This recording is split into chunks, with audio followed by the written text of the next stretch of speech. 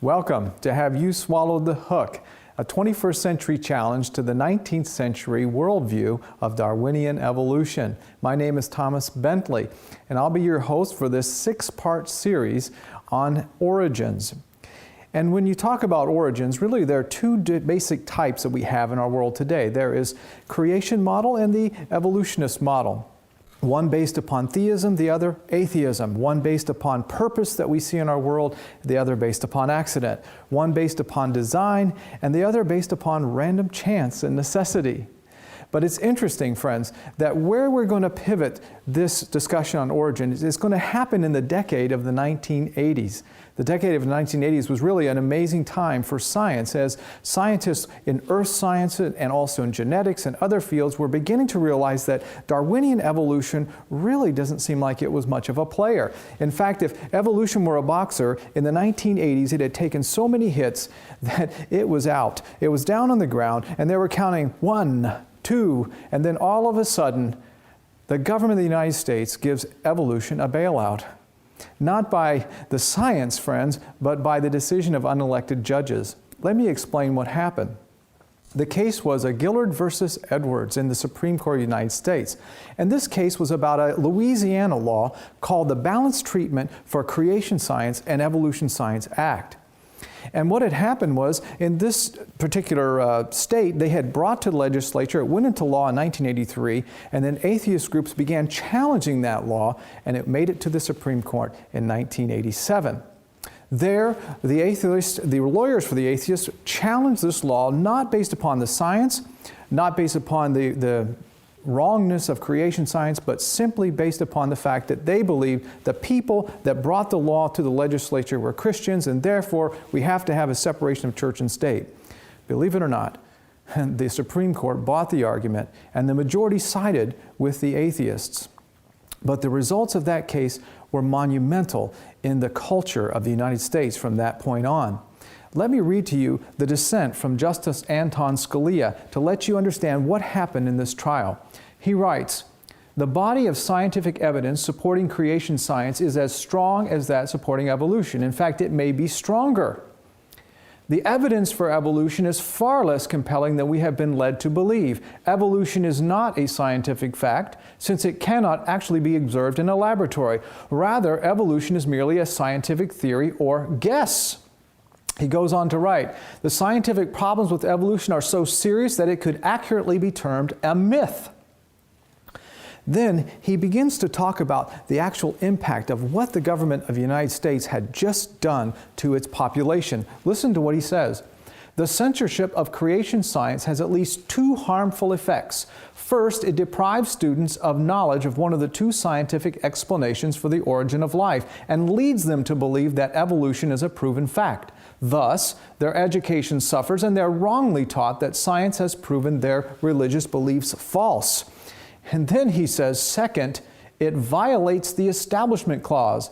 The United States Supreme Court has held that secular humanism is a religion, and so is atheism, for that matter. And so what has happened here is the government then has, according to the Justice Anton Scalia, has essentially picked a religion for the nation, and the religion is secularism, secular humanism, and atheism. That should surprise many of us here. The second thing he says is this: "Thus, by censoring creation science and instructing students that evolution is fact, public school teachers are now advancing religion in violation of the Establishment Clause." The government of the United States in 1987 chose the religion. They chose the origin story that all the nation would have to follow. Everyone in the government, all the public schools. And so this is the way it was. Almost like a prophecy, this is what we have happen. You enter into the decade of the 21st century, the first decade, and this is exactly what we find in our world. Every single place you go, evolution is immersed into all parts of our culture. In fact, it's so bad in the government that people like Ben Stein started making documentaries about it. And this one is called Expelled, No Intelligence Allowed. He talks about the gulag-like nature of working in the government or in the scientific world today, or even in the universities, if you doubt Darwin. Because in 1987, the government of the United States chose religions, and they chose atheistic, secular humanist, evolutionist worldview story. That became the religion of the United States. And since that time, friends, let me share with you that we are experiencing what happened in America to what happened in Europe. Many of you may recall that after World War II, what was formerly the Christian world of Eastern Europe, when Russia came in and overtook all of that, communist, atheist Russia began changing things. Dr. Alistair McGrath talks about it in the book Twilight of Atheism. He writes, in July 1954, the Communist Party of the Soviet Union ordered an increased atheist commitment within the nation's schools. Alarmed at the persistence of religion, the party decreed that the teaching of school subjects should be saturated with atheism. They wanted a nation of atheists, and they knew that if they would teach atheism in the schools, they would get it. And of course, the number one tool was the worldview of evolution. The same thing is happening in America today and across all the world. Today in our culture, the government has hooks that are swimming in that culture. Hooks that have no data or no bait on them because evolution really has no real data on them. They're simply snags that the government uses and the schools use and the culture itself uses to snag every one of its citizens into becoming a secular humanist or an atheist through the teaching of the theory of evolution. And so the goal of this series is to compare these two models. Let's be fair about it. Let's talk about the evolution model. Let's talk about the creation model. And we're going to ask you in this series which one makes the most sense. So today, in this first hook that we're going to talk about, is the hook that's swimming through the waters of our culture that says science is just about facts and religion is just about faith. You know, not too long ago, I was listening to one of these national public radio programs, and they had a scientist on the program, and he was taking questions. And one of the questions began to have a religious tone to it, and you could almost hear the scientist just puff up himself as he said, "I'm a scientist. I only deal in facts." And you know, they would like you to believe that that's all scientists believe is facts, things that they can empirically see, things that they could test and repeat. But you know, friends, let me share with you, is science really about facts, or is religion really just about faith? I believe what they want to say is that I have all the facts and you just have your feelings. I don't know if that's a reasonable thing to say. Why don't we take a look at that for just a moment? Let's compare these two ideas. First, let's start with science. Now, I have a bachelor's degree in systems engineering and I have a master's degree in electrical engineering. I've worked in applied sciences for like 15 years, so I can tell you that science certainly has facts in it. I learned a truckload of them, things where the rubber meets the road. For example, from scientists like these, from the dawn of modern science, like Sir Francis Bacon. You know, I mention him because he lived at a time when the knowledge that we called science was forced upon by human philosophy. And he was a man that said, no, we want to see the facts. Let us do experiments. Let us draw our knowledge of science from observation and experimentation. Unfortunately, today, we've gone exactly the opposite, where we force our knowledge of science based upon a philosophy of evolution. Isn't that interesting? Or how about this man, Johannes Kepler, who is called the father of celestial mechanics? This was the man who says he believes that he was thinking God's thoughts after him. Or perhaps Robert Boyle, who was the father of modern chemistry as opposed to the alchemy of his day. I remember studying his famous Boyle's Law that relates pressure and temperature and volume when I was going to school.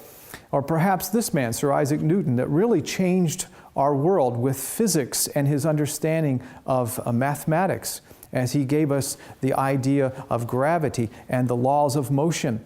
It was said that Sir Isaac Newton wrote more about theology than he did about science. And another man that actually has changed our world today. There would not be lights here today without the discoveries of Michael Faraday, who was in the very era when Darwin was living. And Michael Faraday, even in the midst of all that secularism that was coming about because of Darwin, was a humble Christian man. Or take Louis Pasteur, also of the time of Darwin, who was thought to be the greatest biologist of all time. He was a man who discovered germ theory. He was one who saved many lives by making vaccines. He discovered pasteurization. And I'll tell you, this man believed that Darwin's theories were telling us the wrong way to see life. And he was an ardent anti-Darwinist. Come into the 20th century, we have Wernher von Braun, a man who was also a man of faith, who took us to the moon. Or we could talk about Raymond Damien, who was the inventor of the MRI, a very famous scientist. But when you come to the era of the 1990s, things began to change in science and in our world.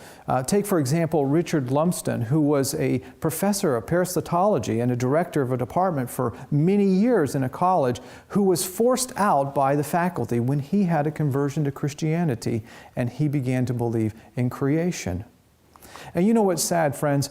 That all of these men and many other ones that were the founders of modern science, the ones who basically were the foundation of what we have today as technology, is based upon their discoveries. If they were living today, they would not be allowed to teach in the university because many of them were ardent anti-Darwinists and all of them were theists. It's amazing, friends, what has happened in our world because of the events in 1987. And so science, yes, science can be about facts. But let me ask you, what about religion, and specifically the religion of Christianity? Now, I can tell you that my faith as a Christian is based in the atoning work and the saving work of Jesus Christ for me. But that faith is not resting on thin air. It rests upon the foundation of the Scriptures. And let me tell you that the Scriptures, the Bible, is probably one of the most scientifically discovered and explored books on the planet. I cannot think of another religion that has their sacred book that has had so much scientific inquiry as the Bible has. And let me show you that science actually can factualize the Bible. One of the ways it can do that is through the science of archaeology.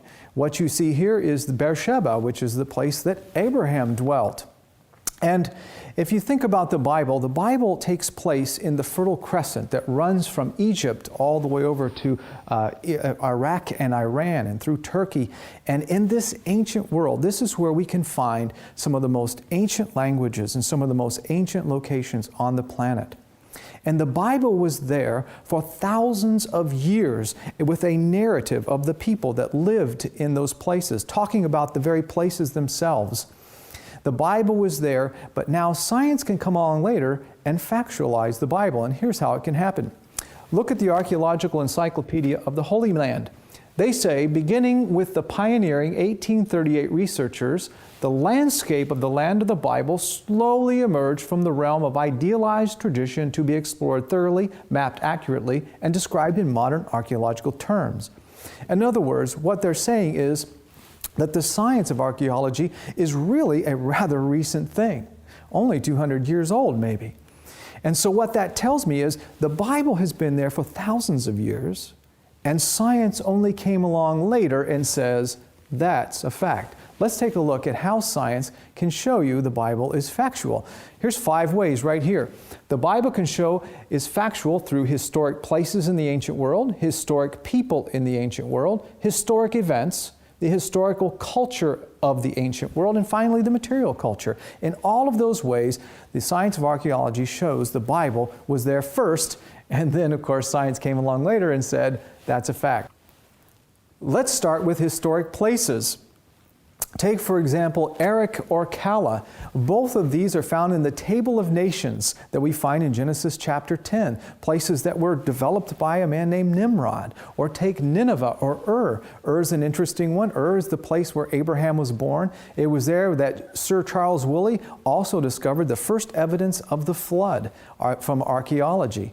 We have Babylon, Tyre, Sidon, Ekron, even Ophir, a place where we haven't found but we know exists because of archaeology.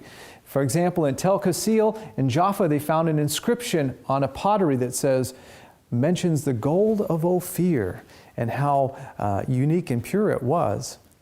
Now let's go into Israel or Palestine. Today, if you look on a map in the back of any Bible, you will find many different names from Beersheba all the way down to Capernaum. And all of these names, all of these places have been discovered by archaeology. And of course, the Bible was there first, and then science came along later and said, that is a fact. I like the one Nob here because the city of Nob is only found in the Bible because it is a place that was created for the priest. It was one of the priestly cities, and of course it was found in archaeology as well. Now let's take a look at historical people and events. And it's in this area where archaeology really is a little bit limited. For example, unless something was carved into stone or pressed into some type of material or scratched onto a pottery shard or painted on, then it probably wasn't discovered. And the reason for that is found in a book that's called What Did the Bible Writers Know and When Did They Know It by William G. Devers. And what he describes is that in Israel, they have found caches of places where they have found these little bullae, these little seal impressions, where ancient events would have been written on papyrus, but unfortunately that papyrus is deteriorated, and what we're left is with these seal impressions. But even with that limitation, there have been many amazing finds in archaeology. Take, for example, this find. It was a little silver amulet. And this little amulet was found in a tomb in Jerusalem that was dated all the way back to the Davidic dynasty. Can you imagine this lady who was in this tomb? She was living when David was living. She falls asleep, and her family places her sacred text that she had loved all her life in with her. A text that was from Numbers chapter 6, verse 24 to 26. It says, "The Lord bless you and keep you. The Lord make His face shine upon you and be gracious to you. The Lord lift up His countenance and give you peace." Oh, isn't that amazing? That is one of the most ancient texts of the Bible that's found in archaeology. And in it we find the Tetragrammaton, the very holy name of God that's in Exodus, that begins in Exodus. Or take this bullae, a seal impression of Baruch, the very scribe of Jeremiah. According to Keith Chauville, Professor Emeritus of Hebrew and Semitic Studies at Wisconsin-Madison, he writes about this. He says, the script that's used is pre-exilic ancient Hebrew linear script that they find on the bullae, rather than the post-exilic script adopted by the Jews from the contemporary Aramaic script. This bullae was no doubt from the impression of Baruch ben Neri, who wrote the dictation to the prophet Jeremiah. This is an amazing discovery, and of course, the Bible was there first. Science came along later and said, that is a fact. Or take the Tel Dan Stela, which was found in Dan in the northern part of Israel, written in Aramaic. It's dated all the way back to 900 years before Christ, and it says right on there, the house of David, which means the dynasty of David. Again, another amazing find. And there have been many seal impressions that have been found. This is just a small sampling of them that say, for example, servants of the king, Goliath the son of Pashur, or Ahab the king of Israel, belonging to Ahaz the son of Jotham, king of Judah, belonging to Hezekiah, son of Isaiah, king of Judah. These are amazing things. These are all finds of kings that we find in the Bible. But probably one of the most interesting ones comes from outside of the biblical lands. And that is one of the interesting one is the prism of Sennacherib, who was an Assyrian king. And on this prism, it talks about how this Assyrian king had come into Judah, had destroyed a city, Lachish, and had come over to Jerusalem, had extracted some tribute from Hezekiah, but then came back with his troops and surrounded the city. But from there, it doesn't say much after that. We can pick up the rest of the story in 2 Kings 19, where we learn that God sent an angel to destroy his army and send him home with his tail running. Interestingly, in 2 Kings chapter 19, it talks about what happened to him when he got back, how he died, the way he died, who killed him, and who succeeded him. And all of these facts have been found in Assyrian annals. And of course, the Bible was there for thousands of years. The Bible was there first, and then science came along later and said, that is a fact. It's an amazing thing. Or how about the Karnak temple in Egypt, where some 900 years before Christ, this king entered into Israel and attacked them. It's found in 1 Kings 14:25, the exact same story. In the 5th year of King Rehoboam, Pharaoh Shishak, king of Egypt, attacked Jerusalem. Once again, they match one for one. Or the Merneptah stela, which names Israel. It's from the period of the Judges. It's one of the oldest exact things. It talks about the name of Israel. When we get into the New Testament, there are many more discoveries. For example, this one at Caesarea Maritima that was dated to AD 30 that reads, Tiberium Pontius Pilate, prefect of Judea. This is the Pilate that had Jesus crucified. Or perhaps the ossuary of Caiaphas, which was a secondary burial tomb that has the name of the Caiaphas who was judging Jesus on that day. And there could be many more, friends. You can discover them. There's so many out there. But let's talk about how science factualizes the Bible through the culture of that day, or the material culture that was in the day it was written. You know, many people don't realize that the Bible are historical narratives that were written by people that lived when these things happened and not at another period. And the way science factualizes that is through the discoveries that they've made with the Nuzi tablets. The Nuzi tablets were found over in Iraq and Iran area, and these tablets have some of the most ancient languages on them and ancient civilizations, dated to the time of Abraham. And interestingly, they talked about, when they were discovering what they said on them, they were talking about just daily life. And one of the things that happened in the daily life of the people back in those days was that when somebody got married, the father would typically give a handmaiden as a gift.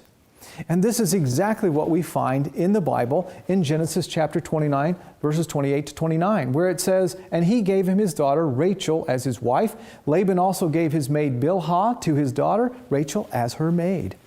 In fact, this is so amazing that scholars have even responded about it. In the Anchor Bible Dictionary, Dr. Ephraim Spicer writes this, If our author had copied the 2 verses from an original contract from Iran, he could not have come any closer to the cuneiform parallel. And again, friends, the Bible was there first, and then science came along later and said that's a fact. Or take Dr. William Devers, as he talks about the city gates that we find in the Bible. He writes, The many biblical passages that mention city gates fit remarkably well with the excavated gates at a number of sites in the 10th to 7th centuries, and only of this period. In the Persian Hellenistic Roman period, such gates had long since passed out of existence and memory, as archaeological evidence has shown. No writer living then could have invented city gates like ours, known only long before the Iron Age. And so what we see is that the Bible was there first, and science came along later and said that's a fact. And you know, friends, this should give you faith, because as you are reading that scripture, you're reading real history, scientifically factualized history. Now, do we have all of it? No. But how many points do you need to draw the straight line to conclusion? The Bible was there first. Science came along later and said that's a fact. Well, so we looked at science. Yes, science can be about facts. We looked at religion, specifically Christianity, the Bible. It is a religion of faith, but it is also based upon facts, historical facts proven by science. But now, what about science itself? Is science just about facts when it talks about the origins of life on this planet? Let's take a look at that for just a moment. You know, many people don't realize that the theory of evolution is a theory that sits on its head. This is the foundation of it. It looks like an inverted pyramid where the foundation, billions and billions and billions of years ago, they say that lifeless chemicals miraculously self-organize themselves into what I consider to be the most miraculous thing imaginable, a living, self-replicating organism that can reproduce itself. But this is the story that they've given us. And then from that magical first coming of that organism, then it replicated itself many times, and over billions of years, it morphed itself from every single thing that you see on the planet. From the plants that you're looking at to the insects that you're seeing, all of it was morphed from this single cell. That's the basic Genesis story of evolution. And what they call that is spontaneous generation. And of course, that means life coming from non-life. So in other words, non-living things can spawn living, complicated, complex organisms. That's kind of the belief. Let's talk about where this belief really started originating in history. Dr. Ariel Roth talks about this in Science Discovers God, where he says that the pioneer chemist Jean-Baptiste von Helmont provided a formula for making mice. If you would hide dirty rags with grain and cheese in the attic, you would soon find mice there. Hey, we would laugh about that today, but back in those days, in the 17th century, there were people who saw basically tadpoles coming up out of the mud in the springtime, or they would see apple that has a worm in it. Or perhaps the most familiar thing that they would see without refrigeration would be meat that would have maggots in it. And they would think, well, there's life from non-life. And in those days, if you didn't believe this, you were not considered scientific because you didn't believe it. And so they were thinking that non-living things could grow living things. And it just because they saw it in their daily life. But interestingly, at the same time, there was a scientist-minded man named Francisco Redi who thought, well, maybe I will try an experiment to see if this is really true. And he took some meat and put it in jars that were covered and more jars that were open. And sure enough, the ones that were covered did not spawn these maggots, but the ones that were open, they did. And he said, I think the reason this is happening is because of flies. And that sort of falsified this idea of life coming from non-life. But it really wasn't about that. They kept thinking that it was possible, and by the time we get to the era of Darwin, they were actually brewing primordial soups. They were taking organic material, and they were placing it in jars that were covered and jars that were open, and if they left it long enough, they began seeing things growing in it. And of course, all of us have done the same experiment at home when we've taken a Tupperware full of food and we stick it in the refrigerator and forget about it, and we notice that things are growing in it. This is what they were seeing. And it was at this time that Darwin's theory was beginning to become popular, that Darwin himself looked at spontaneous generation and said, that's how it happened, that's how we got there. And he's the one that started talking about this little soup somewhere, of primordial soup, where out of it came the first life. Well, fortunately, there was a scientist that was living in that days. His name was Louis Pasteur. We just talked about him. And Louis Pasteur used the science of pasteurization to falsify their primordial soups. He would just basically take their soups, pasteurize them, which is heat them up enough to kill the microbes in them, and then he would cover them up or leave them open, and guess what? There wasn't anything growing in them.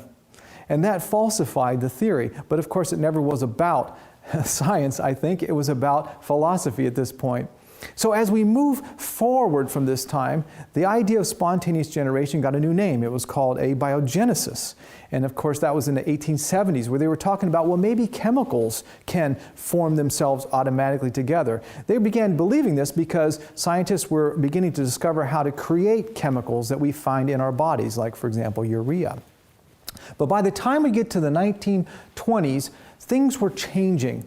In Russia, during this period, there was a man named Alexander Orphan, and he was a man living in communist Marxist Russia at this time. Listen to how he sees the theory of evolution in his day.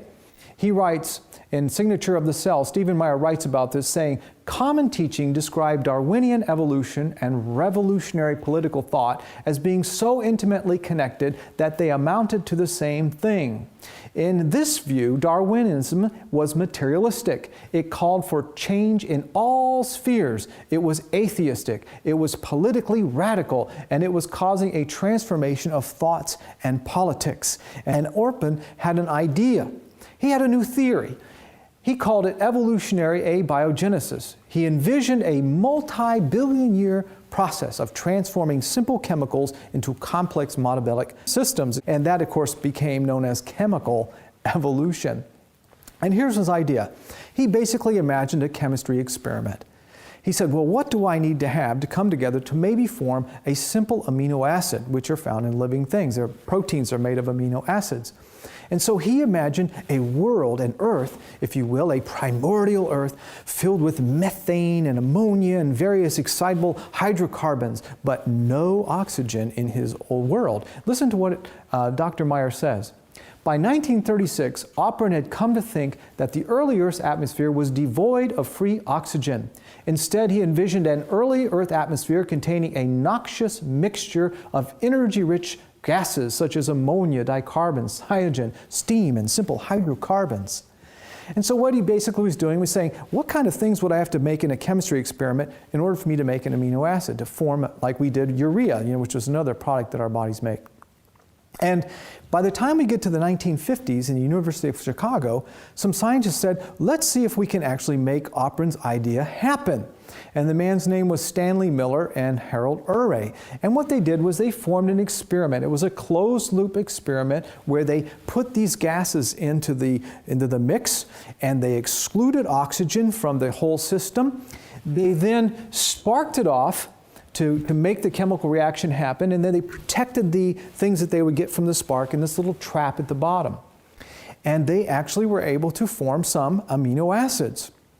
Well, you should have heard the groundswell. Matter of fact, if you were living then, you probably heard the earth shake and the sound of dum, dum, dum, da-dum, bum, bum, bum, bum, bum. The whole world changed as the evolutionist worldview was lifted up in the press and put in the chemistry books. Oh, this is the origin of life. The ancient Earth must have been a world of methane and ammonia, and this must have been how it happened. Chemical evolution is true. Evolution is true. They were celebrating in the streets. And for many years this went on until we get to the decade of the 1980s. But in the decade of the 1980s, new discoveries were making that sound very non-scientific. For example, in the 1980s, we discovered our planet had always had oxygen in the atmosphere. I was like, hello. It's almost like science finally caught up with reality. Our oxygen is primarily nitrogen and oxygen. Hello. They found oxidized iron bands in the oldest rocks in the volcanic material. They found oxygen on Mars and Venus, and suddenly they began saying, doesn't look like the ancient Earth had anything other than oxygen in the atmosphere. And of course, what's the big deal about oxygen in the first place? Well, Dr. Myers writes about this, about a book called The Mystery of Life's Origin. And he says, even a small amount of atmospheric oxygen will quench the production of biologically significant building blocks and cause biomolecules otherwise present to degrade rapidly, because oxygen is very reactive. And so what this means is that even if these things happened, it could never have happened on this planet because oxygen has always been present in the atmosphere. So the bottom line is, by the time we get to the 1980s, it was very clear that spontaneous generation, life from non-life, has never, ever, ever occurred. And this began to be seen in the scientific world itself. Take the May 13th, 1982 edition of the New Scientist magazine. He said, this picture captured the popular imagination and the story of life emerging in the seas or of pools of a planet swathed in an atmosphere of methane and ammonia soon became part of the scientific folklore that every school child knows. And I think that's very sad that every school child would have to know that. But now this particular card house seems to have been demolished. It was beginning to be recognized that all of this was bad science.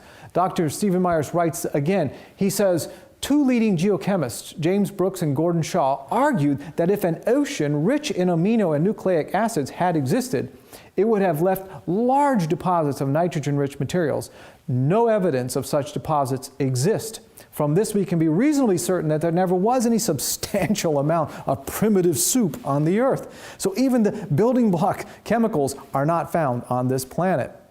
And this is what they were telling us then.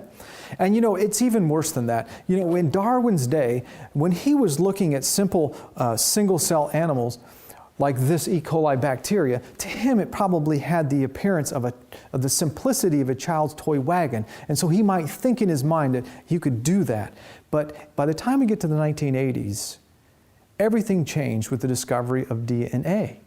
And the fact that not only do we know what DNA is, but we now learn at this time that DNA actually has instructions in it. That DNA is not randomly coded, but rather it is intentionally coded, and that instructions on DNA are read by complex machines, and those complex machines then build proteins that build you. Once that was discovered, that changed everything in the equation. Science began to change itself. Just think about Francis Crick, one of the originators of discovery of DNA. He writes, "What is so frustrating for our present purpose is that it seems almost impossible to give any numerical value to the probability of what seems a rather unlikely sequence of events. An honest man armed with all the knowledge available to us now could only state that in some sense the origin of life appears at the moment to be almost a miracle. In other words, it could never have happened by accident. It could never have happened by chance. It had to have had another meaning. And he says it's a miracle. And other scientists began to say the same thing. For example, a scientist, Bernard Olaf Kuppers, who wrote Information and the Origin of Life. He says, even if all the matter in space consisted of DNA molecules of the structural complexity of the bacterial genome with random sequences, then the chances of finding among them a bacterial genome or something resembling one would still be negligible. And what he's saying is, if we can convert all the matter in space to the DNA sequence of a bacterial genome, which would be about several million lines of code, and just randomly sequence them, if we look through all the matter in space that way, we'd never find one that was just like a real bacterial genome. It's just that impossible. Life is just that amazing. An atheist, former atheist, Sir Fred Hoyle, who was a scientist, coming out in Nature magazine, November 12, 1981, and said, the chance that higher life forms might have emerged this way, this spontaneous generation, is comparable to the chance that a tornado sweeping through a junkyard might assemble a Boeing 747 from the materials therein. And this was sort of the tenure of the people back in the 1980s. He and another man named Chandra Wishmansky wrote a book, Evolution from Space, where they said this: once we see, however, that the probability of life originating at random is so utterly minuscule as to make it absurd, it becomes sensible to think that the favorable properties of physics on which life depends are in every respect deliberate. It is therefore almost inevitable that our own measure of intelligence must reflect higher intelligences, even to the limit of God. All of this happening in the 1980s. And as we leave the decade of the 1980s, scientists that were looking back on, even historians were looking back on it. A book came out on the market called Doubts About Darwin, A History of Intelligent Design, written by Thomas Woodward. He was not a scientist, he was getting his PhD, and this was his dissertation, talking about what was happening in science, and talking about the rise of a new movement, a movement of intelligent design. Scientists coming out and saying, whoa, this spontaneous generation thing didn't happen, something else must be at foot. And he starts talking about scientists like Michael Denton, who wrote the book Evolution, A Theory in Crisis, where he says this: one might have expected that a theory of such cardinal importance, a theory that literally changed the world, would have been something more than metaphysics, something more than myth. Isn't that amazing? Or how about this scientist, Dr. Michael J. Behe, came out in the 1990s, who wrote the book, The Darwin's Black Box, The Biochemical Challenge to Evolution. In it, he says this: publish or perish is a proverb that academics take seriously. If you do not publish your work for the rest of the community to evaluate, then you have no business in academia. And if you don't already have tenure, you will be banished. But the same can be applied to theories as well. If a theory claims to be able to explain some phenomenon but does not generate even an attempt at an explanation, then it should be banished. He goes on to say this: despite comparing sequences and mathematical modeling, molecular evolution has never addressed the question of how complex structures came to be. In effect, the theory of Darwinian molecular evolution has not published, and so it should perish. Isn't that a powerful thought? It should perish.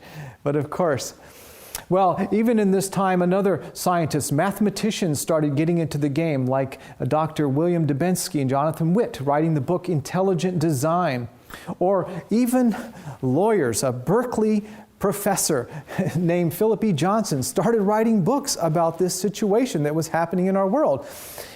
In Doubts About Darwin, they write that in all 6 books, Johnson argues that every area of relevant scientific evidence tends to falsify Darwinism rather than confirm it. How about this man? The Icons of Evolution by Jonathan Wells. Here's a book that frightened more evolutionists than any others because he took the most popular visual proofs that are put into textbooks for the indoctrination of our children, and he put them to withering criticism. For example, Doubts About Darwin says, Wells selects the 10 most popular visual proofs of evolution that are found in virtually every textbook used in high school biology classes. He exposes each of them to withering criticism, pointing out significant omissions and inaccuracies, some of which border on fraud. Scientists began coming out, one right after the other. And in the 21st century, we have Stephen Meyer, who has his PhD in the philosophy of science, where he writes the book Signature in the Cell, DNA and the Evidence for Intelligent Design. In it, Dr. Philip Eskel, writing about it, says, in this engaging narrative, Meyer demonstrates what I as a chemist have long suspected: undirected chemical processes cannot produce the exquisite complexity of the living cell. He also shows compelling positive evidence for intelligent design in the digital code stored in the cell's DNA. A decisive case based upon breathtaking and cutting-edge science. And so, friends, it's only been getting more and more like this. Dr. Stephen Myers writes, research efforts to date had led to a better perception of the immensity of the problem of the origin of life on Earth rather than its solution. At present, all discussions on principal theories and experiments in the field either end in stalemate or a confession of ignorance. And so, friends, let me go back to where we started. The theory of evolution is a theory that sits on its head. The very foundation of evolution is this point billions of years ago when they claim lifeless chemicals by accident self-organize themselves, obviously into the most miraculous thing you could ever imagine, a living self-replicating cell with millions of lines of DNA, information within it. Now that's a miracle, isn't it? And friends, guess what? Science here today says it never happened. And imagine, if the origin story never happened, then did the rest of it ever happen? Let's find out. You know, I'd like to ask this. Is science just about facts when it talks about origins? Or is science also about faith? Are scientists today, as they are indoctrinating others, or school teachers, as they are indoctrinating people into the Darwinian worldview of evolution, are they saying that because they have empirical facts, that they can back it up, that it's observable in nature itself or in the fossil record? Or are they saying it because they simply want to believe it? In other words, are they saying it because they have faith that it happened? You know, let's ask this question to probably one of the greatest atheists and person who stands upon science, the bully pulpit of science, to put down Christianity, and that's the man, Sir Richard Dawkins. You know, if I was to describe him, I would say that he's the Billy Graham of the religion of atheism as he goes around the country putting people down who are Christians, talking about how he is science and how they are dumb for believing in Christianity or for creation. Well, in this series that I talked about, Expelled, No Intelligence Allowed, Ben Stein actually got this man on camera. And after allowing him to go through his book, The God Delusion, and put down Christianity and basically make everyone who is a Christian feel horrible, he then asks him these questions. He says, talking about origins now, he says, well, tell me, how did it start? And Richard Dawkins answers him and he says, nobody knows how it got started. We know the kind of event that it must have been. We know the sort of event that must have happened for the origin of life. And then Ben Stein asks the obvious question. He says, what was that? And then Richard Dawkins says, well, it was the origin of the first self-replicating molecule. Okay, there we have it. He's talking about the origin story of evolution. This place in time, billions of years ago, from the primordial soup, that this magical event happened, when this miraculous event, when life came from non-life. All right? Spontaneous generation. And so then Ben Stein asked the obvious question. Right. And how did that happen? Okay, friends. Here's the moment of truth.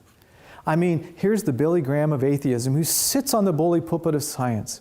I'm sure that if this man has any evidence, he's going to lay it on him right now. He's going to say, here, you got room? They're going to back a truck up right here, and we're just going to dump all these evidence on you. Here's fact number 1, Ben. Here's fact number 2. By the way, I've got all this empirical evidence, and here in the fossil record, I've got it all, and there it is. Don't you expect him to do that? I mean, after all, science can't possibly be about faith, is it, when it comes to origins? Let's find out. Richard Dawkins, I've told you, we don't know. We don't know? We don't know? Friends, what is going on in America today? Have you swallowed that hook? When they tell you that science is just about facts, when it comes to the origin of life on this planet, don't believe them. Science is very much about faith. In fact, scientists themselves know that. I'll give the last word to a researcher named Dean L. Overman, who writes in the book, A Case Against Accident and Self-Organization, when he says this: one may choose on a religious basis to believe in self-organization theories, but such a belief must be based on one's metaphysical assumptions, not on science and mathematical probabilities. Friends, I pray that you have not swallowed that hook when they tell you that science is just about facts and religion is just about faith when it comes to the origin of life on this planet. All right, friends, well, next time when we explore what science, have you swallowed the hook, 21st century challenge to the 19th century worldview, we'll be looking at the hook when they tell you only evolution fits the data. Wait till then, we'll find out why. Well, listen, let's close with the word of prayer. Father in heaven, I thank you so much for science. Truly, you have given us this gift on this planet. And I thank you so much for scientists who are willing to come forward and talk about origins and show us that this origin story of evolution never happened on this planet. Thank you so much for the Bible and the science that shows us how factual it is and that it really represents the history of the world that we're living in. And it talks about our salvation, a salvation that we can have in Jesus. I thank you for all of that. In His name, amen. Well, thank you so much, and goodbye.